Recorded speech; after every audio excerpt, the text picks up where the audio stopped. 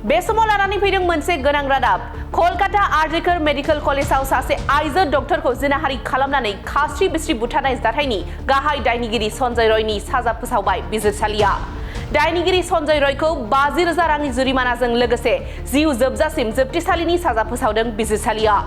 थांनाय 2024 मायथाइनि 9 आगस्टआव कलकातानि आरजिकर मेडिकेल कलेजाव सासे आइजो डक्टरखौ जिनाहारि खालामनानै खास्रि बिस्रि बुथारनाय जाथाय जादोंमोन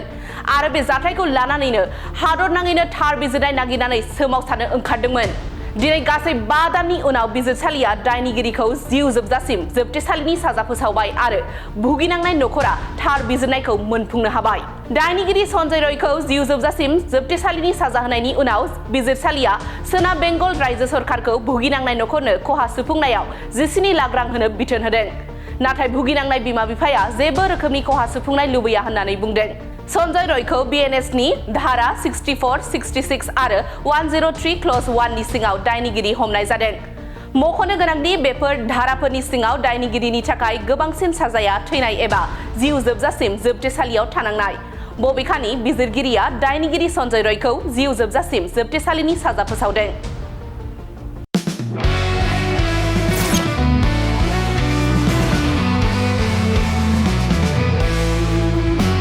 नोंथांनि जिउआव जायखिजाया खामानियावनो हेंथा नुजाथिदों नामा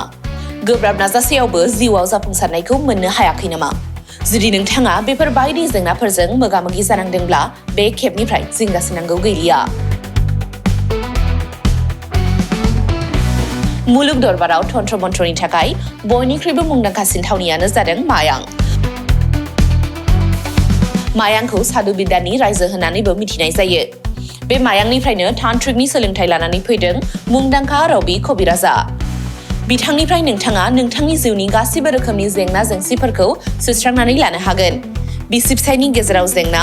गोसो थोनाया गारनानै थाङोब्ला लाबोफिननाय जुलिनि जेंना साख्रि मोननो हायै हा हु धोन सम्पथिनि जेंना बायदि बायदि जेंनानिफ्राय उदां जानो एबा सुस्रांनानै लानो थाखाय नोंथाङा दिनैनो दानो जगाजग खालामनो हागोन रबि कबिराजखौ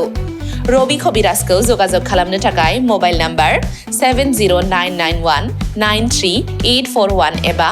7086047381 आव कल खालामनो हागोन